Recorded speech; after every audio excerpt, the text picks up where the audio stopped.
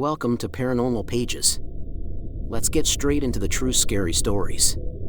Story 1. Unexpected Whispers. The day I moved into my new home, I felt a mix of excitement and trepidation. It was a charming old Victorian house nestled at the edge of a small, quiet town. After years of city life, I was looking forward to the tranquility and the chance to write my novel in peace. The house had a certain character to it, with its creaky wooden floors and intricate moldings. It felt like the perfect place to start anew. As I unpacked my belongings, I couldn't help but feel a strange sense of familiarity, as if the house had been waiting for me. I brushed off the feeling as nerves and focused on settling in. The first night was calm, the silence of the countryside a stark contrast to the constant noise of the city. I fell asleep quickly, lulled by the peaceful surroundings. The next few days passed uneventfully. I spent my time exploring the house and the surrounding woods, enjoying the solitude. It wasn't until the third night that things began to take a strange turn. I was in the kitchen, washing dishes after dinner, when I heard a faint humming sound. At first, I thought it was the wind, but then I realized it was a melody, soft, sweet, and eerily familiar. My heart skipped a beat as I recognized the tune. It was my favorite childhood lullaby, the one my mother used to sing to me every night. I froze, my hands submerged in soapy water. The humming seemed to be coming from inside the walls. I turned off the faucet and listened intently, but the melody faded away. Shaking off the eerie feeling, I tried to rationalize it. Maybe it was just the pipes or some kind of auditory illusion. I finished the dishes and went to bed, but sleep didn't come easily. The memory of the lullaby played over and over in my mind. The following day, I decided to investigate. I checked the basement and the attic for any signs of old speakers or hidden devices but found nothing. The house was old, and the walls were thick, making it impossible to determine where the sound had originated.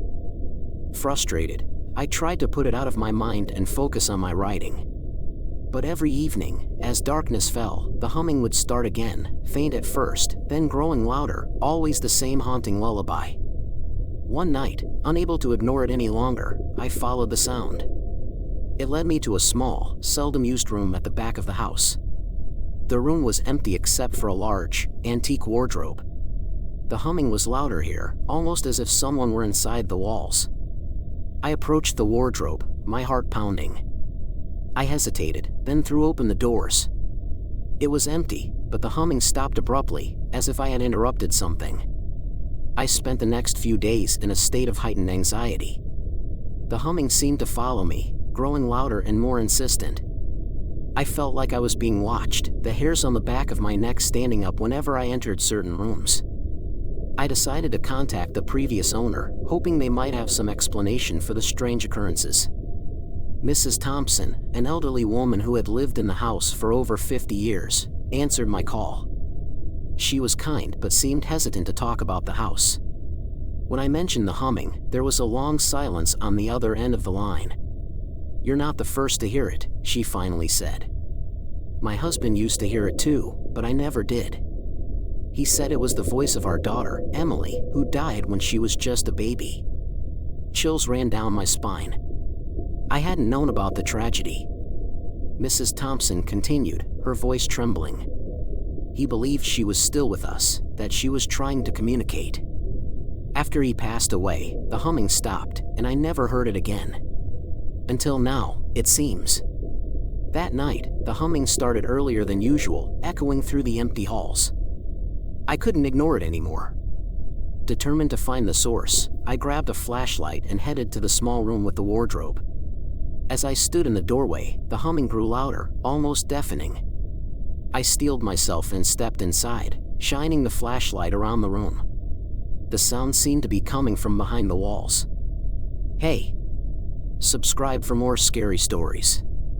The humming grew louder as I stood in the small room, the flashlight shaking in my hand.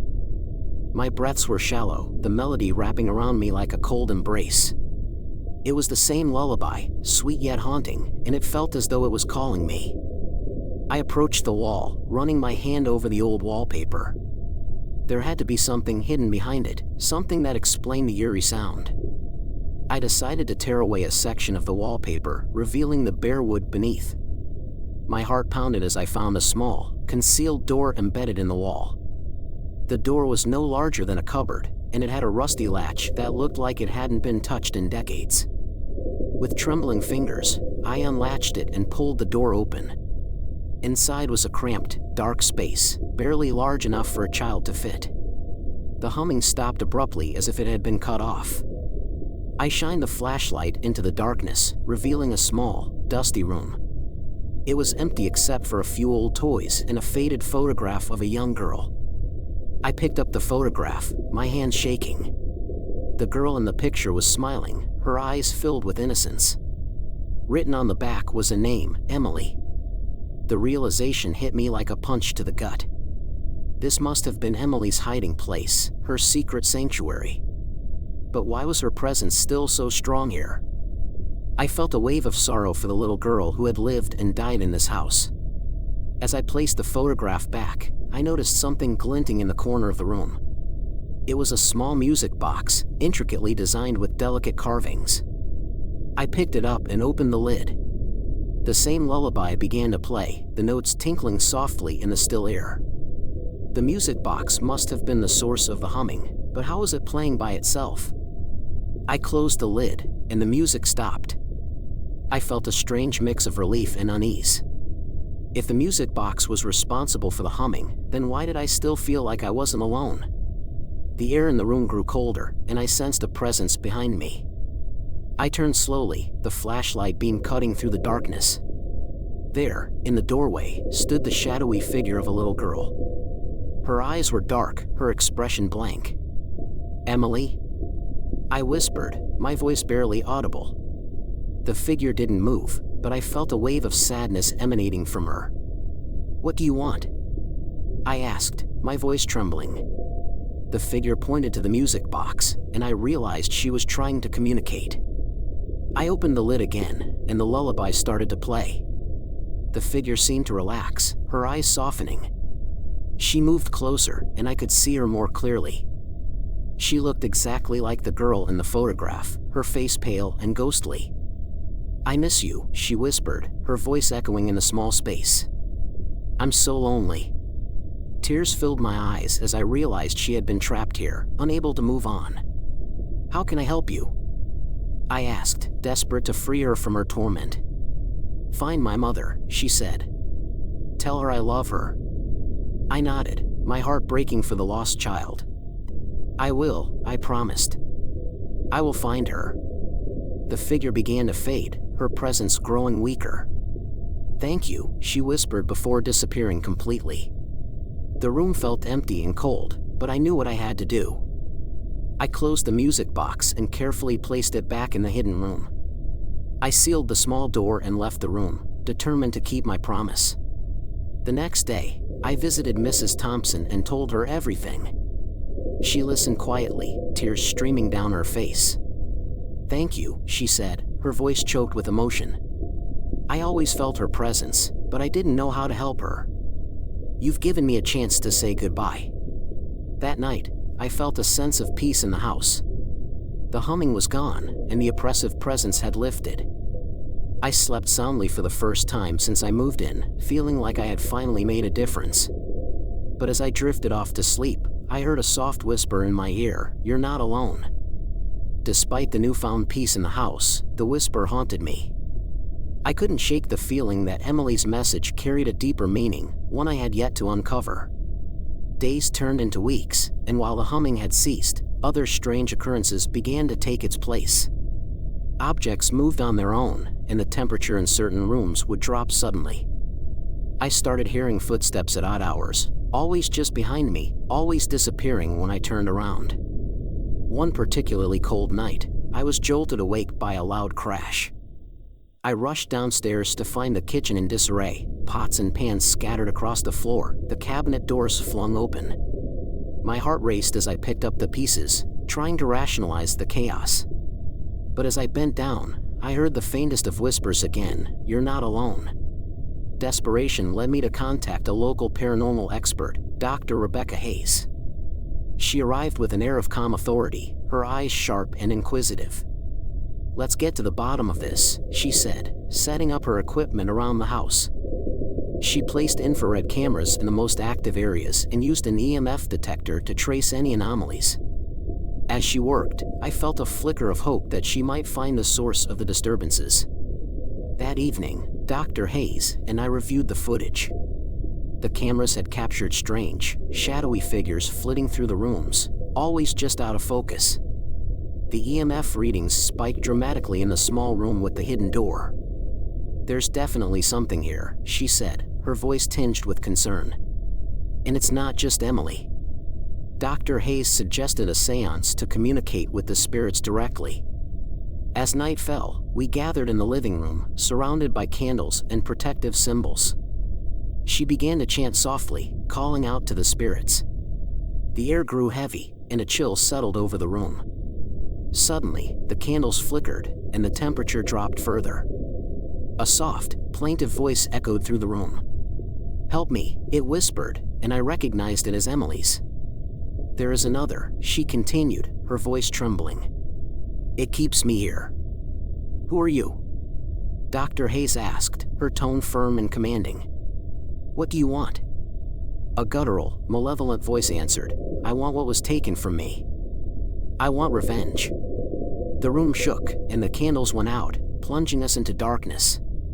I felt a cold hand grip my shoulder, and I shivered, my breath coming in short gasps. "What was taken from you?" Dr. Hayes demanded, but there was no response. The presence faded, leaving behind an oppressive silence. The seance had confirmed our worst fears. There was another spirit, one filled with anger and vengeance. Dr. Hayes explained that such entities were often bound by unresolved trauma or a violent past. "We need to find out who this spirit is and what happened to them," she said. "Only then can we hope to free Emily and bring peace to this house." I spent the next few days delving into the history of the house, scouring old records and newspaper archives. I discovered that in the late 1800s, the house had belonged to a man named Henry Blackwood.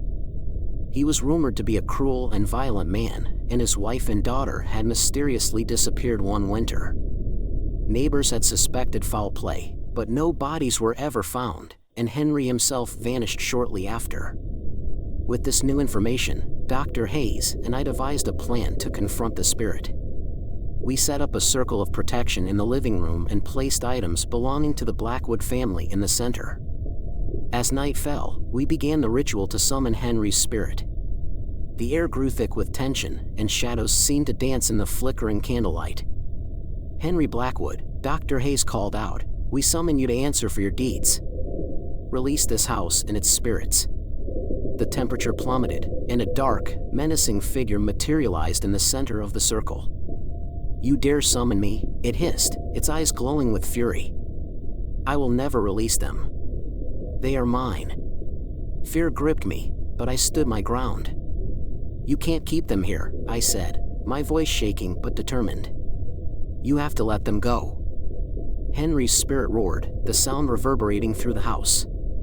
The candles flickered wildly, and I felt a rush of cold air. "You will pay for your insolence," he snarled, lunging at me.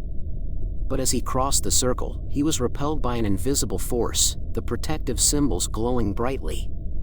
"We need to weaken him," Dr. Hayes shouted over the din. "Focus on Emily. Call out to her." "Emily!" I cried, my voice desperate. "You have to fight him. You're stronger than he is. We can free you." The room shook violently, and Henry's spirit screamed in rage. But then, a soft light began to emanate from the small room upstairs, growing brighter and stronger. Emily's presence filled the house, her voice clear and determined. "I won't let you hurt them anymore," she said. "It's time for you to leave." Henry's spirit writhed, the shadows around him dissipating. With a final, furious scream, he vanished, leaving behind an eerie silence. The house seemed to exhale, the oppressive weight lifting. Dr. Hayes and I collapsed, exhausted but relieved.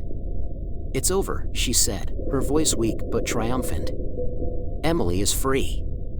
As I lay in bed that night, the house felt truly peaceful for the first time. But as I drifted off to sleep, I heard a soft, familiar whisper. "Thank you, Emily said. But remember, you're not alone. The next morning, I woke up feeling a sense of peace I hadn't felt since moving into the house. The sun streamed through the windows, casting warm light on the wooden floors. For the first time, the house felt like a home rather than a haunted relic. Dr. Hayes had left early, confident that the worst was over.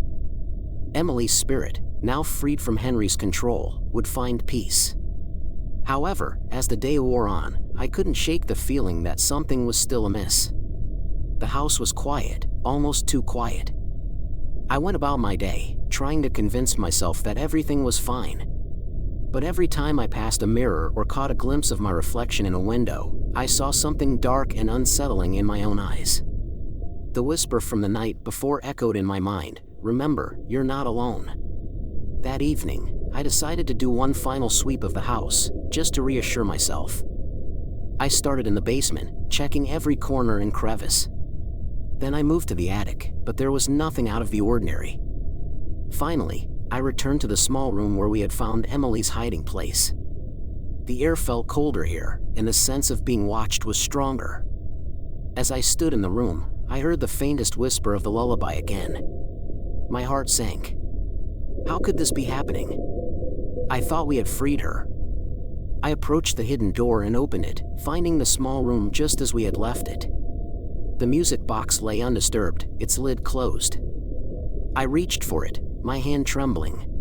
When I opened the music box, the lullaby played softly, and the temperature in the room dropped. I felt a presence behind me and turned to see Emily standing there, her expression sad but resolute. "Emily?" I asked, my voice barely a whisper. "What's happening? I thought you were free." Emily shook her head. "It's not over," she said, her voice filled with sorrow. "Henry was not the only one. There's another. Someone who never left." My blood ran cold. "Who? What do you mean?" She pointed to the corner of the room, where the shadows seemed to twist and writhe. "The house itself is haunted. There's a dark history here, long before Henry and I. The spirits are restless, and they won't leave until their stories are told." I felt a sense of dread settle over me. The entity wasn't just one malevolent spirit, it was a collection of lost souls, all tied to the house by their tragic pasts. "What do I need to do?" I asked, desperate for answers. "You must uncover their stories," Emily said. "Bring their truths to light, and only then will they find peace. But be careful. The darkness will try to stop you." Over the next few weeks, I immersed myself in the history of the house, digging through old records, newspapers, and local legends. I discovered that the house had been the site of numerous tragedies over the centuries, unexplained deaths, mysterious disappearances, and violent incidents. Each story was more chilling than the last, and I began to understand the depth of the darkness that lingered within these walls. As I pieced together the history, the paranormal activity in the house intensified. The whispers grew louder, the shadows darker. I felt the presence of the spirits more acutely, their pain and anger seeping into my bones. But I pressed on, determined to help them find peace. One night, as I was poring over old documents in the study, the room grew icy cold. The candles flickered and then extinguished, plunging me into darkness. A chilling voice echoed through the room. "You should have left when you had the chance." I felt a cold hand grip my shoulder, and I turned to see a shadowy figure looming over me. Its eyes glowed with a malevolent light. "Who are you?" I demanded, my voice shaking. "What do you want?" "I am the darkness," it hissed. "I am the keeper of this house. You cannot banish me. You cannot save them." Summoning all my courage, I stood my ground. "I won't let you keep them here. I will tell their stories. I will bring them peace."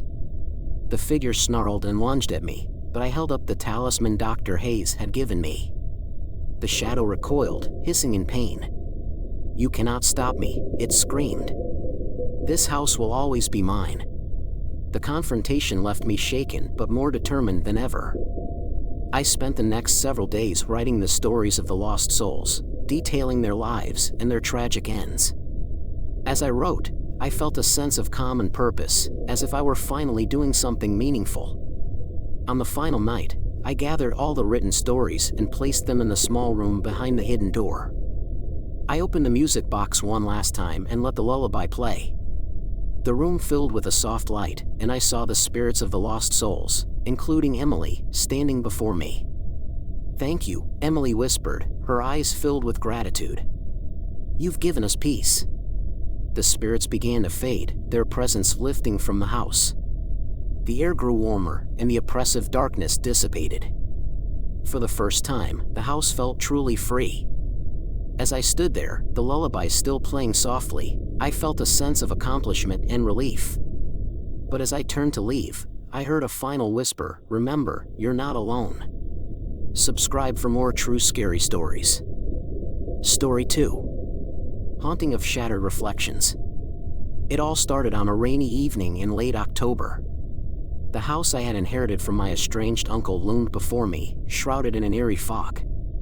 A sense of dread washed over me as I approached the creaky front door. My uncle was a reclusive man, and rumors about his peculiar habits had circulated in the family for years.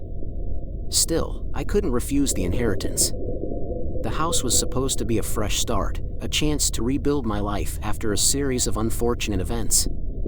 The first night was uneventful. I spent most of it unpacking, trying to make the old, dusty house feel like home. The furniture was outdated, and the air carried a musty scent that clung to my nostrils. As I settled into my new bedroom, I couldn't help but notice an ornate, antique mirror hanging on the wall opposite the bed. Its intricate frame was mesmerizing, yet something about it made me uneasy. In the days that followed, I began to notice small, unsettling changes. Objects weren't where I had left them, and strange noises echoed through the empty hallways at night. I tried to rationalize it, blaming my nerves and the age of the house. But the unease only grew stronger. It was the mirror that bothered me the most. Every time I passed by, I felt compelled to look into it, as if it held some dark secret waiting to be revealed. One evening, as I was brushing my teeth, I caught a glimpse of my reflection out of the corner of my eye. I froze. My reflection was smiling at me, but it wasn't a friendly smile. Its teeth were too sharp, and its eyes too dark. I blinked, and the image was gone, replaced by my own confused and frightened face. I told myself it was just a trick of the light, a figment of my imagination. But deep down, I knew something was terribly wrong. Determined to understand what was happening, I began to investigate the house's history. I found my uncle's old journals in the attic, buried under piles of dust-covered books. As I flipped through the pages, a chilling story began to unfold. My uncle had become obsessed with the mirror, convinced that it was a portal to another realm. He described seeing things in his reflection that shouldn't have been there, hearing voices that weren't his own. His final entries were frantic, filled with fear and paranoia. He believed the mirror was trying to consume him. One night, unable to shake the feeling of being watched, I decided to cover the mirror with a sheet. As I approached it, my reflection once again smiled at me, its eyes gleaming with malice. "You're not alone in there," it whispered, the voice echoing in my mind. I stumbled back, heart pounding, and ran out of the room. I couldn't sleep that night, plagued by nightmares of being trapped in a world of darkness and sharp teeth. The next morning, I resolved to get rid of the mirror. I hauled it down to the basement, determined to lock it away forever. As I turned to leave, I heard a soft, mocking laugh behind me. The mirror had shattered into 1,000 pieces, each shard reflecting a distorted image of my horrified face. I felt a cold hand on my shoulder and spun around, but there was no one there. Panic set in as I realized that whatever was in the mirror was now loose in the house. The shattered mirror pieces lay on the basement floor like a dark, glittering mosaic. I backed away slowly, my breath quickening. Every instinct told me to flee, but where would I go? This was my home now, whether I liked it or not. The presence I had felt in the mirror was now free, and it was in my house. I decided to call my friend Mark, a paranormal investigator, hoping he could make sense of what was happening. Mark arrived the next day, his usual cheerful demeanor replaced by a serious, concerned look. He brought with him an array of equipment, EMF detectors, digital voice recorders, and infrared cameras. As we set up, he listened to my recounting of the events with a furrowed brow. "It sounds like a classic haunting," he said, "but there's something more malevolent here. We need to be very careful." We started in the basement, where the mirror had shattered. Mark swept the room with his EMF detector, which immediately spiked. "There's definitely a presence here," he muttered. He set up a voice recorder and asked a series of questions, pausing after each one to listen for responses. The air grew colder, and I felt a chill run down my spine. Suddenly, the recorder crackled to life. A faint, distorted voice whispered, "You can't hide." Mark's eyes widened, and he motioned for us to go back upstairs. We reviewed the footage from the infrared cameras and saw shadowy figures darting across the rooms, always just out of focus. "This entity is powerful," Mark said grimly. "It's feeding off your fear and the negative energy in the house." That night, I slept fitfully, plagued by nightmares of being chased through endless dark corridors by my own reflection. I awoke to a cold, oppressive presence in the room. The air was thick, making it hard to breathe. I heard the soft, mocking laugh again, and then a whisper right by my ear, "You're not alone." I turned on the light, heart pounding, but there was no one there. Determined to fight back, I researched methods to cleanse the house.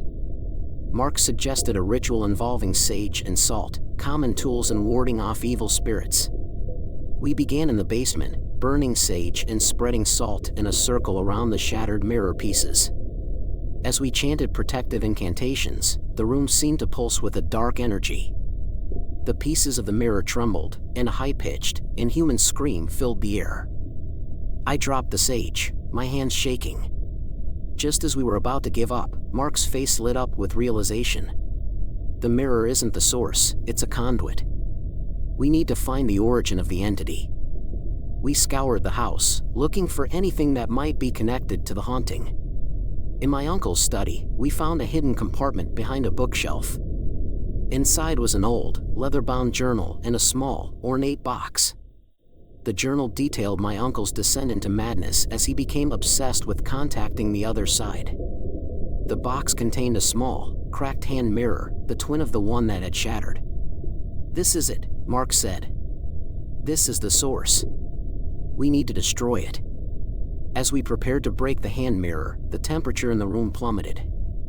A dark figure materialized behind us, its eyes gleaming with malice. "You can't escape," it hissed. We both froze, the air thick with tension. The entity lunged at us, and I swung the hammer, smashing the mirror into pieces. The figure let out a piercing scream and dissolved into a cloud of black smoke. For a moment, everything was still. We had done it.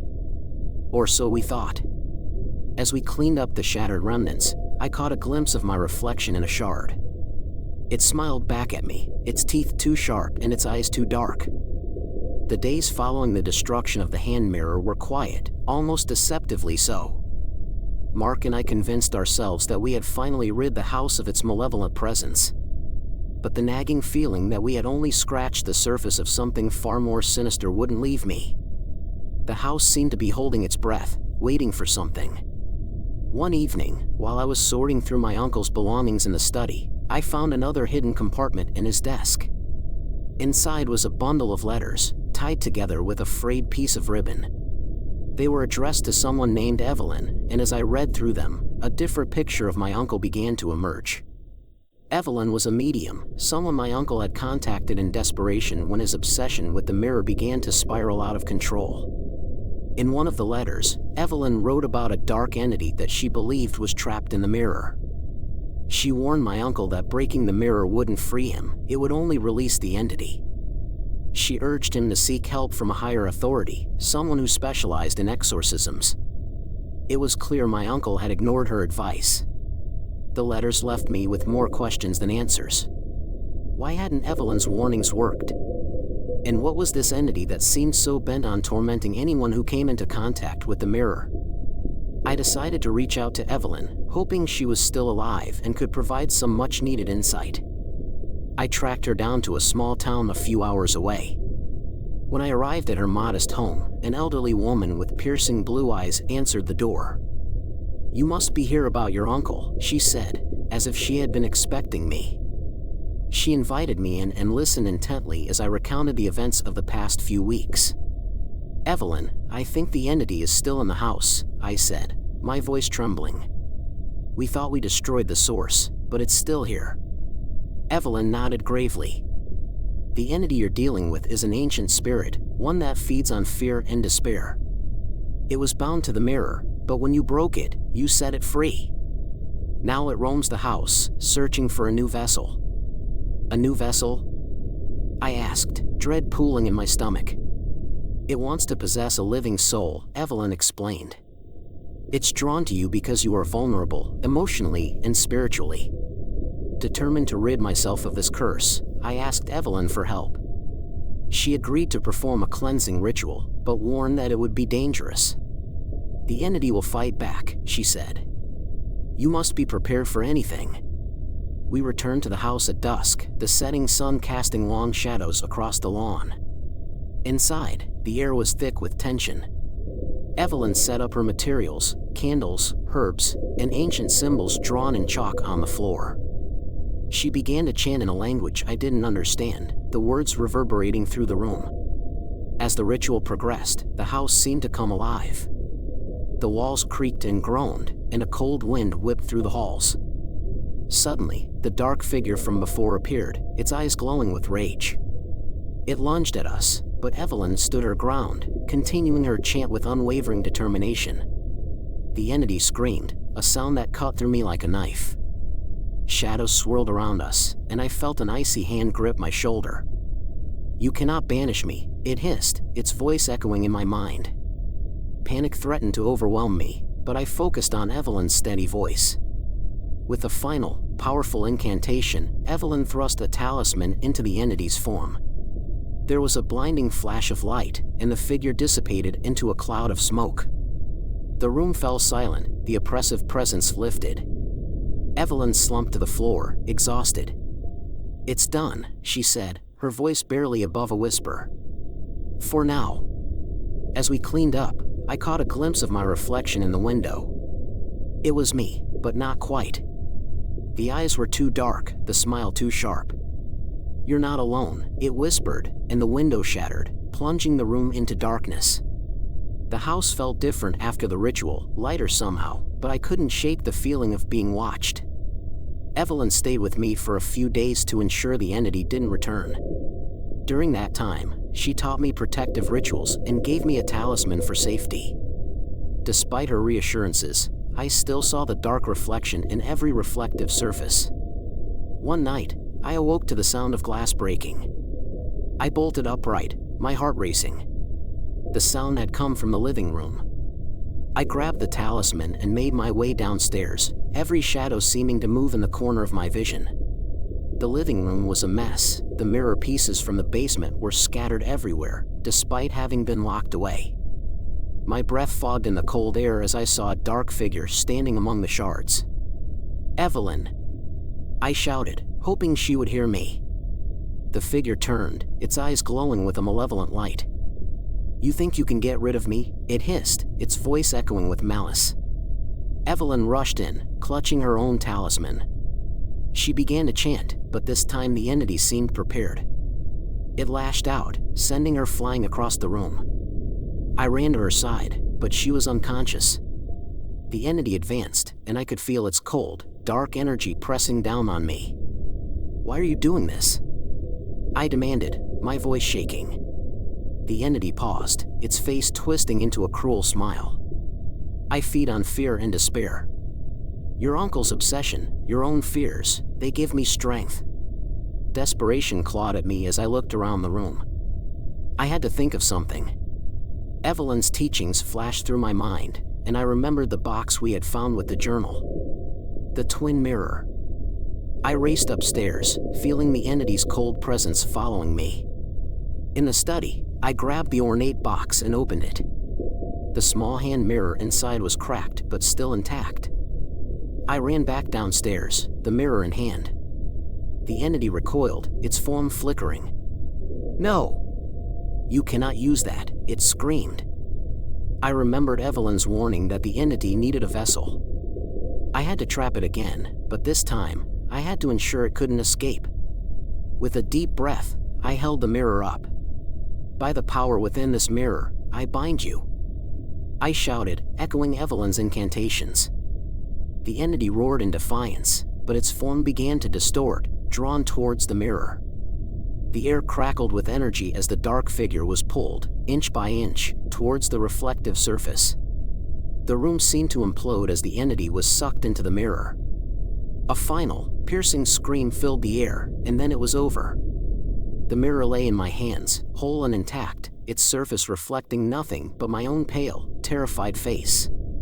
Evelyn stirred, groaning as she regained consciousness. "Did it work?" she asked weakly.